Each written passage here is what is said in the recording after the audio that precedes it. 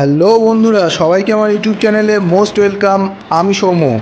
আজকে আমি আপনাদেরকে ঘোরাবো কলকাতার মধ্যেই এমন মন্দির যেটা দেখলে আপনারা অবাক হয়ে যাবেন, এবং আমার মতো বেশিরভাগ মানুষই কলকাতার এদিকে থেকেও জানেন না যে কলকাতার মধ্যে এরকমও মন্দির আছে। আর শুধু একটা নয়, চারটে মন্দির একসাথে ঘোরাবো। এটা হলো পরেশনাথ জৈন মন্দির। আর এই মন্দিরে ঢোকার ডান দিকে বাঁ দিকে দুদিকেই মন্দির আছে, এবং দেয়ালের মধ্যে জৈনদের বিভিন্ন রকম তাদের যে ধর্মগ্রন্থের বিভিন্ন রকম এখানে কারুকার্য করে সেটাকে উল্লেখ করা হয়েছে, সেটাকে দেওয়ালে লেখাও হয়েছে, বাংলা ভাষাতেও লেখা আছে। আর জৈনদের ধর্মগ্রন্থের বিভিন্ন অধ্যায় এখানে তুলে ধরা হয়েছে। এখানে আসতে গেলে আপনাকে, যদি আপনি মেট্রো দিয়ে আসেন তাহলে শোভাবাজার সুতানুটি স্টেশনে আসতে হবে, এবং সেখান থেকে অটো করে সোজা এসে নিয়ে গৌরীবাড়ির দিকে এসে, যেখানে ওভারব্রিজটা পড়ছে উল্টোডাঙার ঠিক তার আগেই গৌরীবাড়ি লেনে নেমে জাস্ট হেঁটে একটুখানি 2 থেকে 3 মিনিট। আর যদি আপনি বাই ট্রেনে আসেন, আপনি বিধাননগরে নেমে নিয়ে আপনি পুলটাকে ক্রস করেই গৌরীবাড়ি লেনে নেমে নিয়ে এখানে আসতে পারেন। এইটা হচ্ছে তেমাথার মোড়। তেমাথার 3 দিকে 3টে মন্দির আছে, এবং এইটা যে গেট, সেই গেটটা দিয়ে আমরা এখন প্রবেশ করলাম প্রধান মন্দিরে, যেটা হচ্ছে শীতলনাথজি মন্দির, যেটা ভগবান শীতলনাথ এর উদ্দেশ্যে এটা বানানো হয়েছে। দারুণ এই মন্দিরটা। আর কলকাতার জৈন সম্প্রদায়ের অন্যতম গুরুত্বপূর্ণ ধর্মীয় পীঠস্থান এই পরেশনাথ মন্দির। শুধু জৈন নয়, দেশ বিদেশের নানান ধর্মের মানুষের কাছে এই পরেশনাথ মন্দির অত্যন্ত একটা জনপ্রিয় স্থল। কিন্তু এটা অনেকেই জানে না, আমিও আগে জানতাম না যে কলকাতার মধ্যে মানিকতলার কাছে এত সুন্দর এরকম একটা মন্দির থাকতে পারে। আর এত অদ্ভুত কারুকার্য, এত অসাধারণভাবে ফুটিয়ে তোলা হয়েছে, মার্বেলের কাজ এখানে, এবং যে লোহার পাত দিয়ে দিয়ে গ্রিল করে করে কাজ। এটা মেন গেটে যেখান দিয়ে আমরা ঢুকলাম, এটা তার উপরের অংশটা। এবং এখানে যে মন্দিরগুলো আছে, প্রত্যেকটা মন্দিরের সাথে একটা করে জলাশয় বা পুকুর আছে, দারুণভাবে বাঁধানো, দারুণভাবে ব্যালকনি রেলিং করা, কারুকার্য করা। এবং এই পুকুরের মধ্যে কিন্তু বিভিন্ন রকম কালারফুল মাছও আছে, এবং পুকুরের ধারে ধারে এরকমভাবে বিভিন্ন রকম স্ট্যাচু করা আছে পাথরে। আর মাছের সাথে সাথে কিন্তু এখানে কচ্ছপও আছে, হাঁস, সব কিছু রয়েছে। তো এই যে কচ্ছপগুলো দেখা যাচ্ছে জলের মধ্যে ঘুরে বেড়াচ্ছে, এখানে এলে একটা আলাদাই শান্তি মনে হবে। কলকাতার যে ব্যস্ততা বা পলিউশন বা সবসময় যে এই যে গাড়ির আওয়াজ বা মানে সবসময় যে একটা বিজি ভাব, সেই জিনিসটা এখানে মনে হবে না। পাখিদের ডাকে মানে দারুণ লাগবে এই জায়গাটা। আর এইটা হচ্ছে অতিথি আপ্যায়নশালা। তো এই মন্দিরের ইতিহাস সম্বন্ধে একটুখানি জেনে নিই। এই কলকাতায় অবস্থিত যে জৈন মন্দির, সেটা হচ্ছে বদ্রীদাস টেম্পল স্ট্রিটে অবস্থিত, শহরের অন্যতম দর্শনীয় স্থান এটা। 1867 সালে শেঠ বদ্রীদাস নামে এক জৈন মারোয়ারি শ্রীমল জৈন এই মন্দিরটি নির্মাণ করেন। আর মন্দিরের প্রতিষ্ঠা কার্য সম্পন্ন করেছিলেন শ্রী কল্যাণ সুরীশ্বরজি মহারাজ। 150 বছরেরও বেশি পুরনো এই মন্দিরে বা এইখানে আসতে গেলে আপনাদের এই যে ভাস্কর্য বা চিত্রকলা বা এই মার্বেলের খোদাই করা কাজ এবং রঙিন কাজ ইউরোপ থেকে আনা যা দিয়ে তৈরি, সেগুলো দেখলে আপনাদের মন মুগ্ধ হয়ে যাবে, এবং এখানে এলে একটা আলাদাই শান্তি অনুভব করবেন। এবং সবথেকে ভালো লাগছে যেটা, যে মন্দিরের প্রতিটা কোণা বা যে বাগান করা হয়েছে তার প্রত্যেকটা কোণা, এই যে এই নিচে এই একটু জায়গা আছে, এখানেও একটা সিংহ তার বাচ্চাকে নিয়ে বসে আছে, মানে প্রত্যেকটা কোণা এত সুন্দর করে সাজানো, যার জন্য আমি প্রতিটা জায়গাকে কভার করছি। ভিডিওটা অবশ্যই একটুখানি বড় হবে, লম্বা হবে, তবে সবাইকে স্কিপ করবো যে ভিডিওটা স্কিপ না করে দেখতে, কারণ এই যে কারুকার্যগুলো, এগুলোকে ভিডিও না করে থাকা যায় না।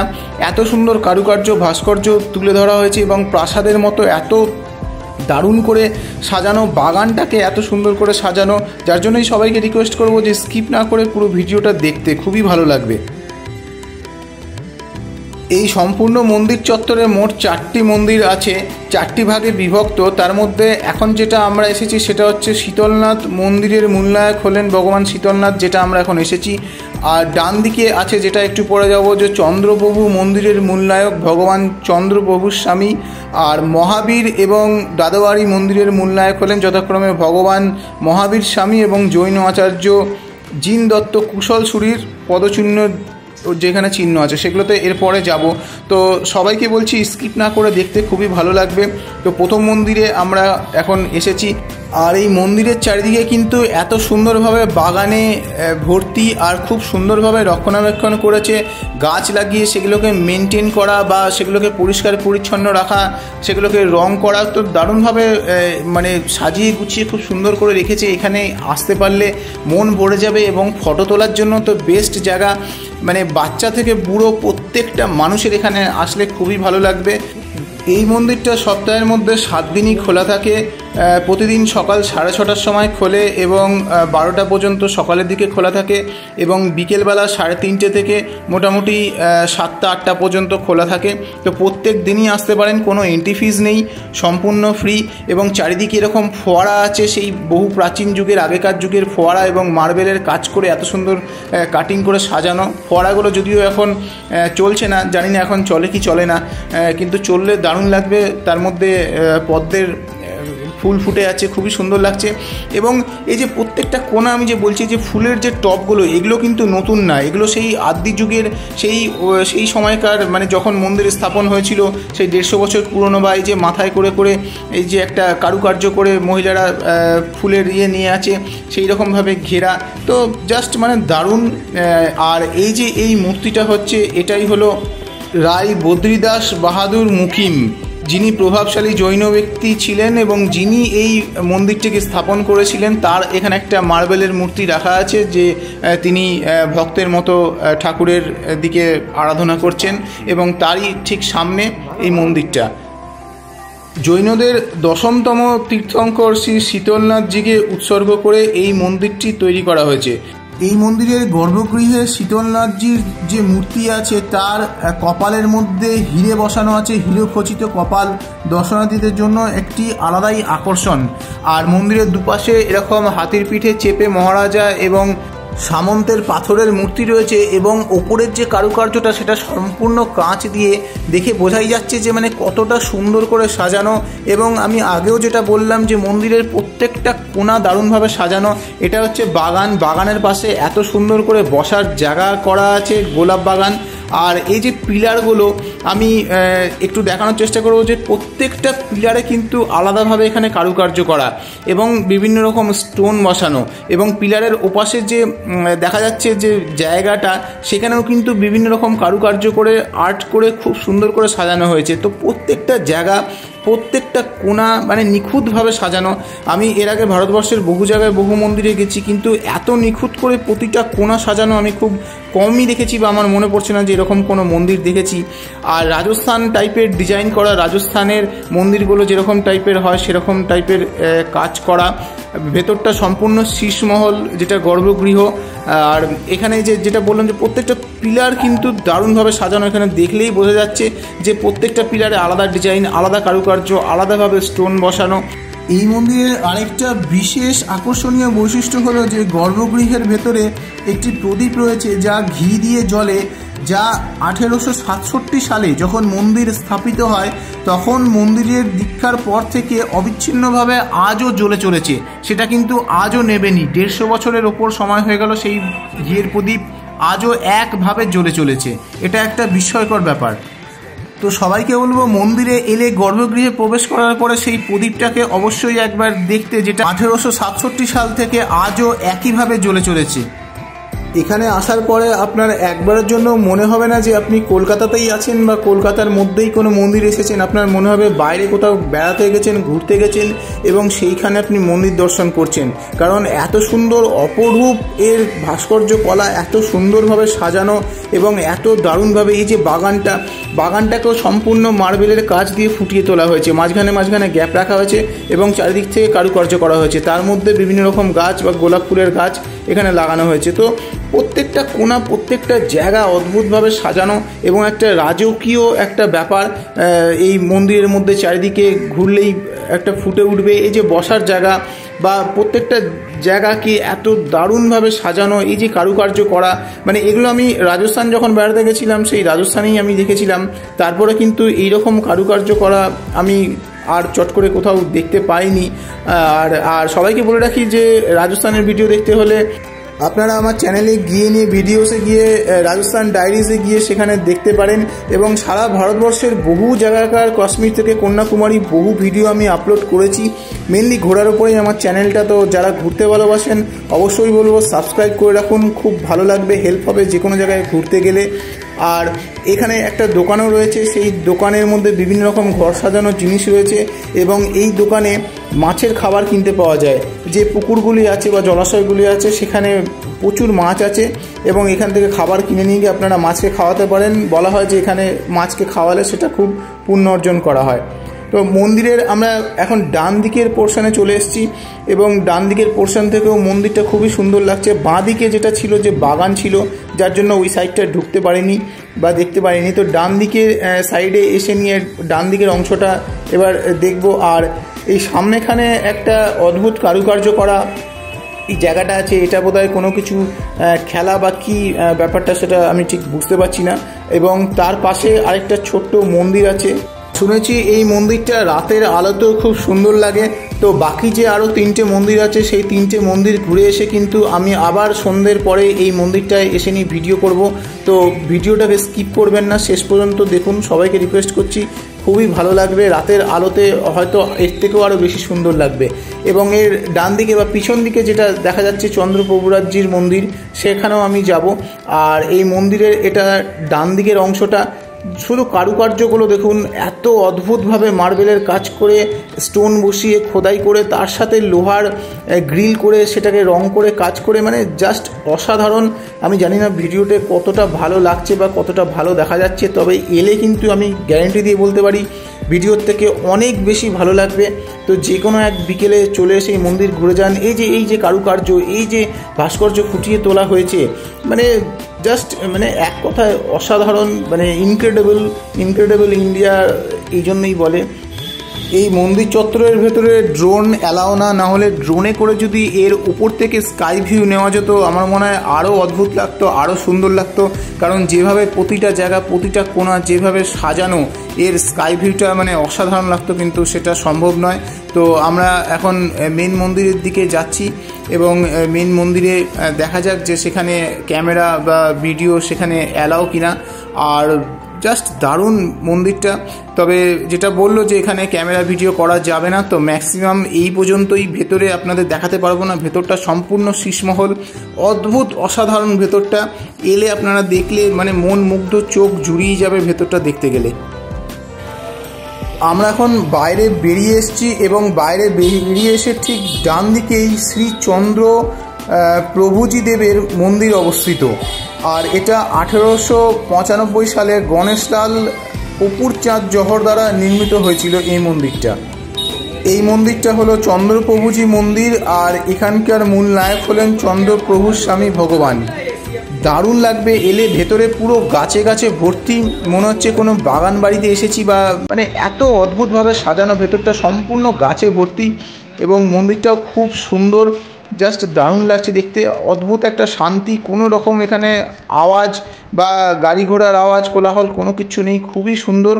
দুদিকে দুটো সিংহ, কিন্তু একটা জিনিসই আমার অদ্ভুত লাগছে যে সিংহর পায়ে বল, মানে সিংহ বল খেলে, তো আমি এরকম প্রথম দেখলাম। হ্যাঁ, যাই হোক, তো মার্বেলের কারুকার্য করে সিংহগুলো অদ্ভুতভাবে এখানে তৈরি করা হয়েছে। চারিদিকে পাখির ডাক এবং চারিদিকে গাছপালার মাঝখানে মন্দিরটা অসাধারণ, অদ্ভুত একটা দারুণ শান্তির জায়গা। এখানে এসে বসে থাকলেও খুবই সুন্দর লাগবে। আর এখানে মনে হচ্ছে যে ভিডিও অ্যালাউ করতে দেবে, কারণ কেউ নেই বা এখন পর্যন্ত কেউ বারণ করছে না। তো দেখা যাক কতটা করে উঠতে পারি।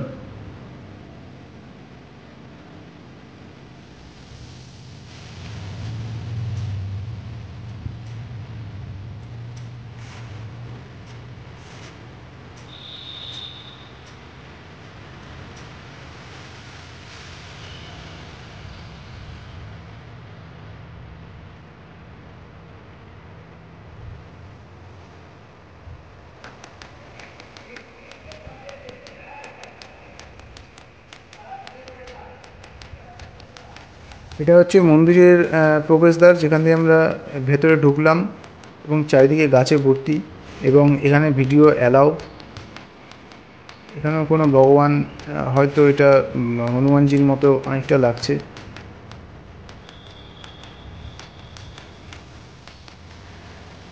পাশে নিচে এখানে দালান বাড়ি, দালানের মতো স্ট্রাকচার করে খুব সুন্দর কারুকার্য করা,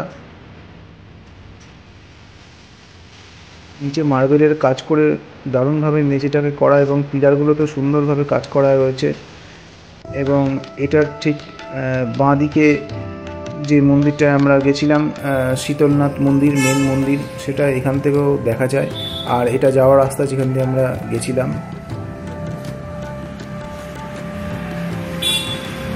এখান থেকেও সাইড থেকে খুবই সুন্দর লাগছে মন্দিরটা দেখতে।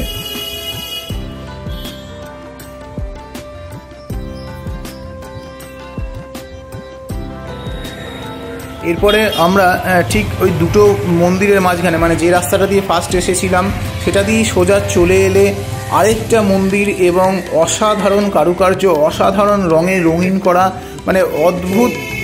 জাস্ট মানে মনে হচ্ছে যে ঠিক রাজস্থানে বেড়াতে এসেছি এবং রাজস্থানের কোনো মন্দিরের সামনে আমরা চলে এসেছি। আমি মানে এখনও মনে হচ্ছে না যে আমি কলকাতার মধ্যেই আছি, এত অসাধারণ অদ্ভুতভাবে রাজস্থানে কাজ করা, সম্পূর্ণ রাজস্থান মডেলে। কারণ রাজস্থানের যে মন্দিরগুলি, প্রাসাদগুলি পুরো এই স্ট্রাকচারে, এই মডেলে একদম সেম, রঙগুলো ঠিক এরকম টাইপের করা হয়। তো জাস্ট দারুণ লাগছে। আর এই মন্দিরটা ঠিক আমরা যে আগে যে শীতলনাথজির মন্দির গেলাম ঠিক তার সামনে, মানে ওই মন্দিরটার একদম সোজাসুজি, যেটা আমি পুকুরের যে ভিডিওটা করছিলাম তখন যে দেখাচ্ছিলাম যে দুটো সিংহ এবং উল্টো দিকে মন্দির আছে, হ্যাঁ, সেই এই যে সিংহ দুটো ওই ভেতর থেকে আমি ভিডিও করার সময় জুম করে একবার দেখিয়েছিলাম। আর ওই যে শীতলনাথজির মন্দির ঠিক তার সামনে একদম অপোজিটে এই মন্দিরটা। এই মন্দিরটা হলো দাদাওয়ারি মন্দির, যেখানে জৈন আচার্য জিন দত্ত কুশলসুরির পদচিহ্ন রয়েছে। ও অসাধারণ কারুকার্য, অসাধারণ মানে রং কালার কম্বিনেশন এবং কারুকার্য, ভাস্কর্য, স্ট্রাকচার, ও মানে জাস্ট মেসমারাইজ হয়ে গেলাম এক কথায়। ঠিক মনে হচ্ছে যেন রাজস্থানে চলে এসেছি, রাজস্থানের কোনো বিশাল প্রাসাদ মন্দির সেখানে চলে এসেছি।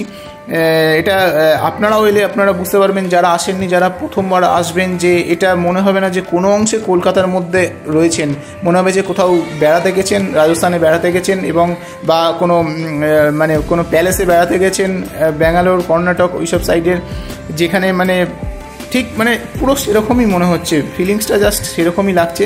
মাঝখান দিয়ে কার্পেট বেছানো, এখন তো বিকেল, কিন্তু দিনের বেলা রোদ হয় এবং মার্বেল খুব গরম হয়ে যায়, সেই জন্য মাঝখান দিয়ে কার্পেট বেছানো। সবাইকে আসার জন্য রিকোয়েস্ট করব, যেহেতু কলকাতার মধ্যেই, সবাই আসুন, দেখুন, এত ভালো লাগবে, আপনারা মুগ্ধ হয়ে যাবেন এবং দারুণভাবে সময় কাটবে। একই জায়গাতে চারটে মন্দিরে চার রকম ফিলিংস পাবেন, হ্যাঁ, চার রকম মানে অনুভূতি হবে। এবং ফটো তোলার জন্য তো জাস্ট দারুণ জায়গা, প্রত্যেকের ভালো লাগবে, যে কোনো বয়সের মানুষের এলে এখানে ভালো লাগবে। এবং ভিডিওটাকে যদি ভালো লাগে প্লিজ প্লিজ সবাইকে রিকোয়েস্ট করব, লাইক করুন, সবার সাথে শেয়ার করুন, নিজেদের মধ্যে, চেনা জানার মধ্যে, বন্ধুবান্ধবের মধ্যে, যে কলকাতার মধ্যেও এত সুন্দর মন্দির আছে, এবং সবাই মিলে গ্রুপ করে আসুন, তাহলে আরও ভালো লাগবে। এবং চ্যানেলটাকে অবশ্যই সাবস্ক্রাইব করতে বলবো, কারণ আমার একটা নতুন চ্যানেল, আপনারা সাবস্ক্রাইব করলে আমিও ইন্সপায়ার্ড হব। যদি ভালো থাকে বা কিছু আপনারা লিখতে চান অবশ্যই কমেন্ট করতে পারেন, তার আমি রিপ্লাই দেবো। আর এই মন্দিরটা সম্পূর্ণ মার্বেল পাথর দিয়ে তৈরি, প্রতিটা স্ট্রাকচার মার্বেল দিয়ে, এবং সাইডে এই যে বাগান, ফুল বাগান, গোলাপ বাগান, সেগুলো এই যে একদম পুরো কারুকার্য করে ছোট ছোট মার্বেল দিয়ে তাতে আলপনার ডিজাইন করে, মানে অদ্ভুতভাবে করা। এবং ওই যে মন্দিরটা দেখা যাচ্ছে সেই মন্দিরটা এর পরে যাব। এটা এখন আমরা থার্ড মন্দিরে এলাম, এবং সাদা কালো মার্বেলের ডিজাইন করে, মানে মেঝেটা এত চকচকে এবং এত তেলতেলে, জাস্ট মানে দারুণ লাগছে, পরিবেশটাও দারুণ, চারিদিকে গাছে ভর্তি, প্রচুর গাছ রয়েছে এখানে। এবং এখানে কিছু কনস্ট্রাকশন না, মানে রিপেয়ারিংয়ের কিছু কাজ চলছে, হয়তো কোনো জায়গা নষ্ট হয়ে গেছে বা ভেঙে গেছে, সেগুলোকে মেনটেনেন্স করছে। দেখেই বোঝা যাচ্ছে যে মানে কত দামি মার্বেল এখানে লাগানো বা কতটা পলিশড এই জায়গাটা। তো এখানেও জুতো খুলে প্রবেশ করতে হবে।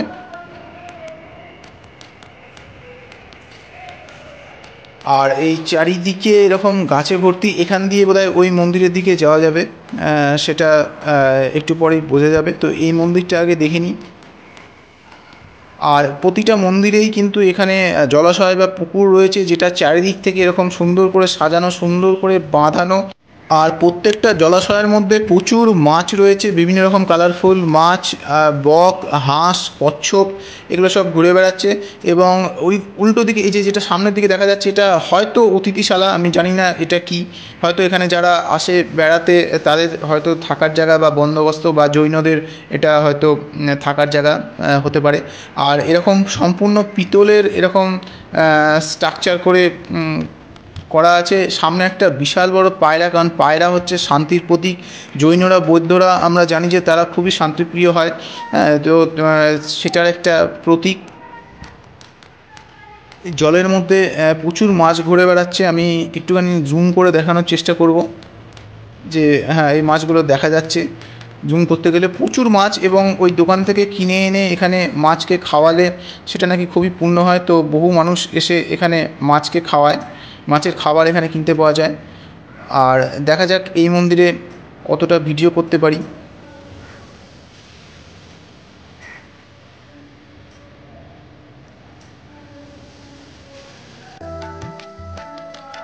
জৈন আচার্য জিনদত্ত কুশলসুরির পদযুগলের চিহ্ন এই মন্দিরের ভেতরে রয়েছেন, এবং জৈনরা এখানে আসেন, তারা পুজো দেন, পুজো দিচ্ছেন।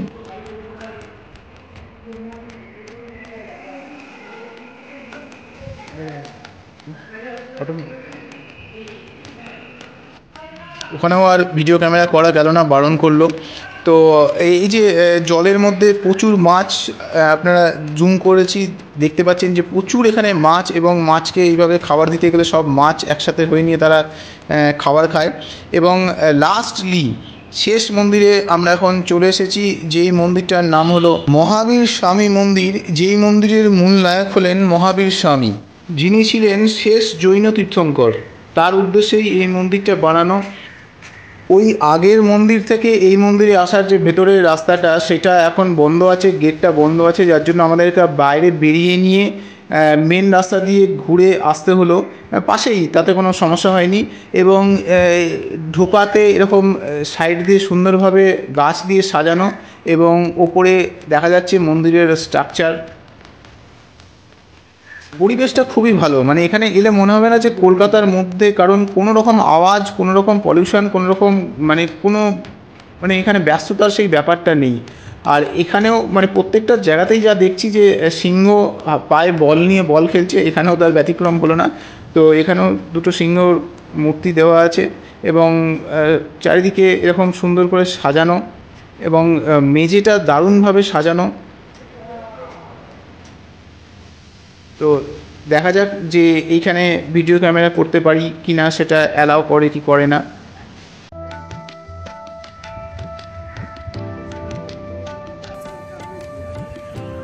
কারুকার্যগুলো খুবই সুন্দর, তো এখানেও অ্যালাউ না, তো করা যাবে না, বন্ধ করতে বাধ্য হলাম। আর এখন সন্ধে হয়ে গেছে, তো সন্ধেবেলা আমি আগেও বলেছিলাম যে সন্ধ্যের সময় যখন লাইট জ্বলবে তারপরে আমি আবার এই ভিডিও করব শীতলনাথজির মন্দিরে, কারণ এখানে সন্ধ্যের লাইটিংয়ে মন্দিরটা আরও সুন্দর লাগে, খুবই সুন্দর লাগে। তো ঠিক তাই, মানে এত সুন্দর লাইটিং করে সাজানো হয়েছে, পুরো এরিয়াটাকে, পুরো চত্বরটাকে সুন্দর করে লাইট দিয়ে সাজানো হয়েছে। আর কোনোটা লাইটই কিন্তু সেই মডার্ন যুগের এখনকার লাইট না, প্রত্যেকটা সেই আগেকার যুগের যে লাইটগুলো ছিল সেই রকম লাইটের মধ্যেই সেটাকে মডিফাই করে সেইভাবেই সাজানো হয়েছে। তো যার জন্যই মানে জিনিসটা প্রমিনেন্ট হয়েছে, মানে দারুণভাবে ফুটে উঠেছে এবং মানে ম্যাচ করেছে।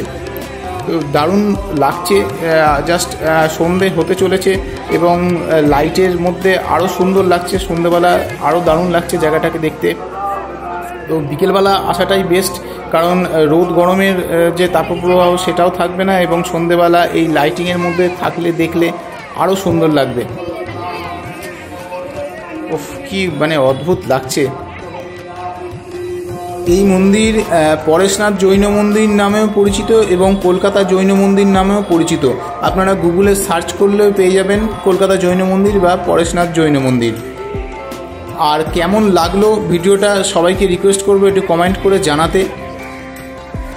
অদ্ভুত, মানে লাইটিংগুলো এত সুন্দর, এত সুন্দর কারুকার্য করে যে মূর্তিগুলো আছে তার মাথায় মাথায় লাইটিং করে পুরো জায়গাটা জাস্ট দারুণ লাগছে।